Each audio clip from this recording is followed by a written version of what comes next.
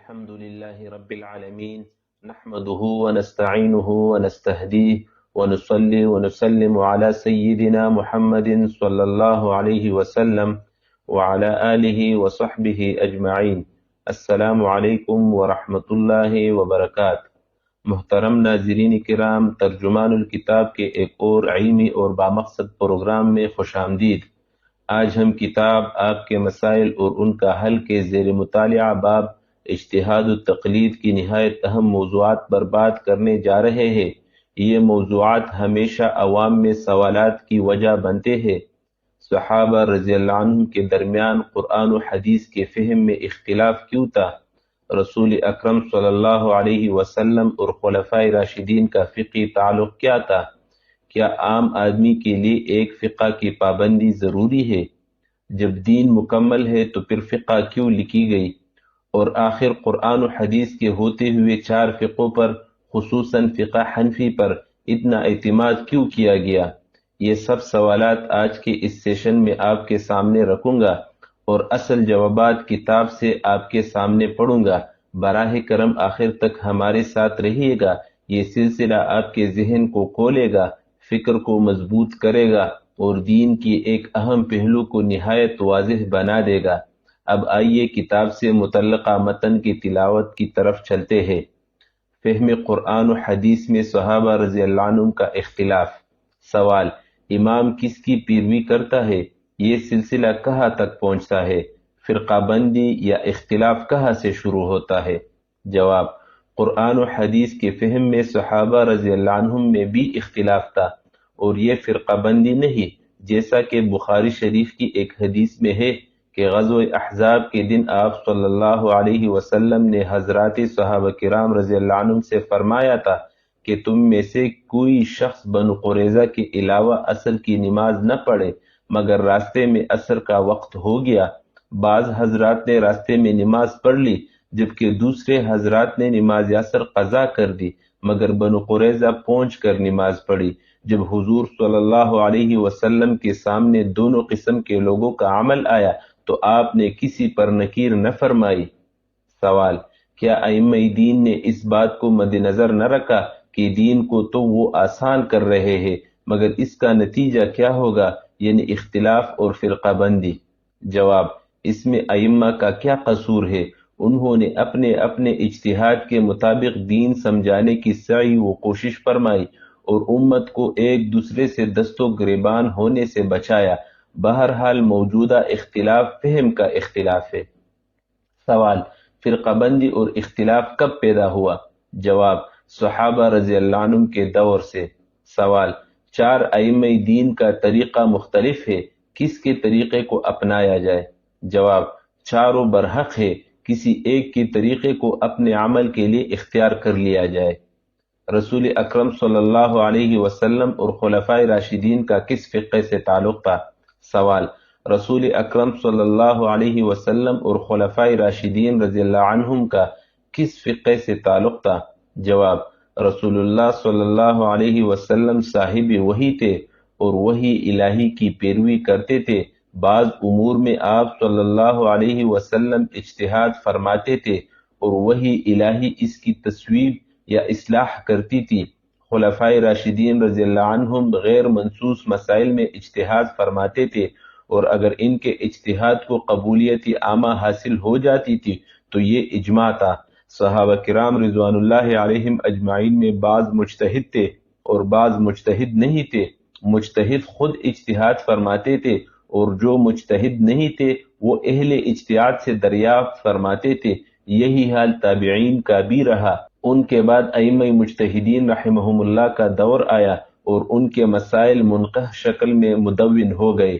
اب جو لوگ خود مجتہد ہو وہ تو اپنے اجتہاد پر عمل کرے اور جو مجتہد نہیں وہ ائمہ اربعہ رحمہم اللہ کے مدون، مرتب اور منقح مسائل پر عمل کرے. مقصود آن حضرت صلی اللہ علیہ وسلم کے زمانے میں اللہ تعالیٰ کے دین پر عمل کرنا تھا. خلفائے راشدین رضوان اللہ علیہم اجمعین کے زمانے میں بھی اور آج بھی. اس کا طریقہ مختصراً میں نے ذکر کر دیا. کسی ایک فقہ کی پابندی عام آدمی کے لیے ضروری ہے، مجتہد کے لیے نہیں. سوال: کیا ہم پر ایک فقہ کی پابندی واجب ہے؟ کیا فقہ حنفی، فقہ شافعی، فقہ مالکی، فقہ حنبلی یہ سب اسلام ہے؟ حق تو صرف ایک ہوتا ہے کہ آپ کے ائمہ نے فقہ کو واجب قرار دیا ہے۔ امام شافعی رحمہ اللہ نے امام ابو حنیفہ رحمہ اللہ کے فقہ کی پابندی کیوں نہیں کی؟ ایک واجب چھوڑ کر گناہگار ہوئے، اور یہی نہیں بلکہ ایک نئی فقہ پیش کر دی۔ نعوذ باللہ۔ جواب: ایک مسلمان کے لیے خدا اور رسول کے احکام کی پابندی لازم ہے جو قرآن کریم اور حدیث نبوی صلی اللہ علیہ وسلم سے معلوم ہوں گے، اور علم احکام کے لیے اجتہاد کی ضرورت ہوگی، اور صلاحیت اجتہاد کے لحاظ سے اہل علم کی دو قسمیں ہیں، مجتہد اور غیر مجتہد۔ مجتہد کو اپنے اجتہاد کے مطابق عمل کرنا لازم ہے، اور غیر مجتہد کے لیے کسی مجتہد کی طرف رجوع کرنا ہے، لقوله تعالی فاسألوا اہل الذکر ان کنتم لا تعلمون، سورہ نحل آیت 43۔ الا سألوا اذ لم يعلموا فانما شفاء العی سوال، ابو داود جلد 1 صفحہ 49۔ ائمہ اربعہ مجتہد تھے۔ عوام الناس قرآن و حدیث پر عمل کرنے کے لیے ان مجتہدین سے رجوع کرتے ہیں، اور جو حضرات خود مجتہد ہو ان کو کسی مجتہد سے رجوع کرنا نہ صرف غیر ضروری بلکہ جائز بھی نہیں، اور کسی معین مجتہد سے رجوع اس لیے لازم ہے تاکہ قرآن و حدیث پر عمل کرنے کے بجائے خواہش نفس کی پیروی نہ شروع ہو جائے کہ جو مسئلہ اپنی خواہش کے مطابق دیکھا وہ لے لیا۔ آن جناب اگر خود اجتہاد کی صلاحیت رکھتے ہو تو اپنے اجتہاد پر عمل فرمائیے، میں نے جو لکھا وہ غیر مجتہد لوگوں کے بارے میں لکھا ہے۔ کیا فقہ کے بغیر اسلام ادھورا ہے؟ سوال: کیا فقہ کے بغیر اسلام ادھورا ہے؟ اگر کوئی شخص کسی بھی فقی امام کو نہ مانے یا اپنے آپ کو کسی فقہ کا مقلد نہ کہے تو کیا وہ آدمی دائرہ اسلام سے خارج ہے؟ وضاحت کیجیے۔ جواب: جی ہاں، فقہ دین کا جز ہے، جیسے کہ اللہ تعالیٰ نے فرمایا لیتفقہوا فی الدین، اور رسول اللہ صلی اللہ علیہ وسلم کا ارشاد ہے من یرید اللہ بہ خیرا یفقہہ فی الدین۔ اگر کسی کو فقہ فی الدین خود نصیب ہے اور اجتہاد فی الدین کے بلند منصب پر فائز ہے، اس کو اپنی ذاتی فقہ پر عمل کرنا چاہیے، ورنہ چاروں ائمہ میں سے کسی کی فقہ پر عمل ناگزیر ہے کہ اس کے بغیر دین پر عمل نہیں ہو سکتا، اور دین پر عمل کرنا فرض ہے۔ دین مکمل ہے تو فقہ کیوں تحریر ہوئی؟ سوال: دین مکمل ہو چکا ہے، فقہ یا اسی طرح کی دیگر کتابیں کیوں تحریر ہوئی؟ جواب: قرآن و حدیث کے مسائل کو الگ مدون کر دیا گیا تاکہ لوگوں کو مسائل معلوم کرنے میں آسانی ہو۔ سوال: کیا قرآن پاک اور احادیث اتنی مشکل کتابیں ہیں کہ آسان کرنے کی ضرورت محسوس ہوئی؟ اگر ایسی بات ہوتی تو لازمی یہ حدیث بھی آتی کہ قرآن و احادیث کو آسان کتابوں کی شکل دی جائے۔ جواب: قرآن و حدیث سے جو مسائل نکلتے ہیں ان کو الگ لکھ دیا گیا۔ سوال: اگر آسان کرنا ضروری تھا تو پھر اختلاف کیوں ہوا، یعنی چار ائمہ دین کے درمیان؟ اس کا مطلب یہ ہوا فرقہ بندی وہاں سے ہی شروع ہوئی۔ جواب: فہم میں اختلاف ہو جاتا ہے، جیسے قانون دانوں میں قانون کی تشریح میں اختلاف ہے۔ کیا کسی ایک فقہ کو ماننا ضروری ہے؟ سوال: کیا اسلام میں کسی ایک فقہ کو ماننا اور اس پر عمل کرنا لازمی ہے، یا اپنی عقل سے سوچ کر جس امام کی جو بات زیادہ مناسب لگے اس پر عمل کرنا جائز ہے؟ جواب: ایک فقہ کی پابندی واجب ہے، ورنہ آدمی خود رائی و خود غرضی کا شکار ہو سکتا ہے۔ قرآن اور حدیث کے ہوتے ہوئے چاروں فقوں خصوصاً حنفی فقہ پر زور کیوں؟ سوال: کوئی شخص فقہ حنفی سے تعلق رکھتا ہے لیکن اپنا مسئلہ فقہ مالکی سے حل کرانا چاہتا ہے تو آپ اس کو روک دیتے ہیں، جس کی ایک وجہ تو یہ ہو کہ فقہ حنفی میں ہوتے ہوئے فقہ مالکی کی طرف اس لیے رجوع کر رہا ہو کہ اس میں نرمی ہو، تو اسی دائرے فقہ حنفی میں رہتے ہوئے اسے ناجائز کہہ سکتے ہیں۔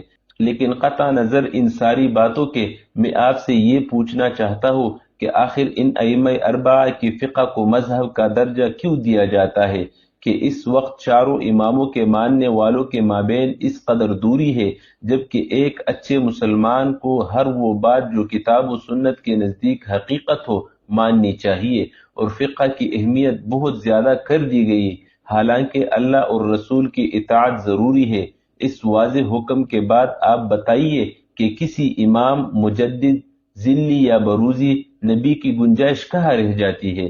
جواب: مجھے جناب کے سوال نامے سے خوشی ہوئی کہ آپ نے اپنی تمام الجھنیں بے کم و کاست پوری بے تکلفی سے بیان کر دی۔ تفصیل سے لکھنے کی افسوس ہے کہ فرصت نہیں، اگر جناب سے ملاقات ہو جاتی تو زبانی معروضات پیش کرنا زیادہ آسان ہوتا۔ بہرحال چند امور غرض کرتا ہوں۔ نمبر 1، دین اسلام کے بہت سے امور تو ایسے ہیں جن میں نہ کسی کا اختلاف ہے نہ اختلاف کی گنجائش ہے، لیکن بہت سے امور ایسے ہیں کہ ان کا حکم صاف قرآن کریم یا حدیث نبوی میں مذکور نہیں۔ ایسے امور کا شرعی حکم دریافت کرنے کے لیے گہرے علم، وسیع نظر اور اعلیٰ درجے کی دیانت و امانت درکار ہے۔ یہ چاروں بزرگ ان اوصاف میں پوری امت کے نزدیک معروف و مسلم تھے، اس لیے ان کے فیصلوں کو بحیثیت شارح قانون کے تسلیم کیا جاتا ہے، جس طرح کہ عدالت عالیہ کی تشریح قانون مستند ہوتی ہے۔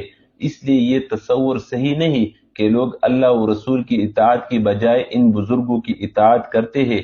صحیح تعبیر یہ ہے کہ اللہ و رسول کی فرمودات کی جو تشریح ان بزرگوں نے فرمائی اس کو مستند سمجھتے ہیں۔ قانون کی تشریح کو کوئی عاقل قانون سے انحراف نہیں سمجھا کرتا۔ اس کے لیے چاروں فقہ قرآن و سنت ہی سے ماخوذ ہے اور ان کی پیروی قرآن و سنت کی پیروی ہے۔ نمبر 2، رہا یہ کہ جب چاروں تشریحات مستند ہے تو صرف فقہ حنفی ہی کو کیوں اختیار کیا جاتا ہے؟ سو اس کی وجہ یہ ہے کہ دوسری فقہوں کی پوری تفصیلات ہمارے سامنے نہیں، نہ ساری کتابیں موجود ہے، اس لیے دوسری فقہ کے ماہرین سے رجوع کا مشورہ تو دیا جا سکتا ہے، مگر خود ایسی جرت خلاف احتیاط ہے۔ دوئم یہ کہ یہاں اکثر لوگ فقہ حنفی سے وابستہ ہے، پس اگر کوئی شخص دوسری فقہ سے رجوع کرے گا تو اس بات کا اندیشہ ہے کہ وہ سہولت پسندی کی خاطر ایسا کرے گا، نہ کہ خدا اور رسول کی اطاعت کے لیے۔ اللہم افتح لنا ابواب رحمتک وعلمنا ما ينفعنا وانفعنا بما علمتنا وزدنا علما وہدى وتوفیقا۔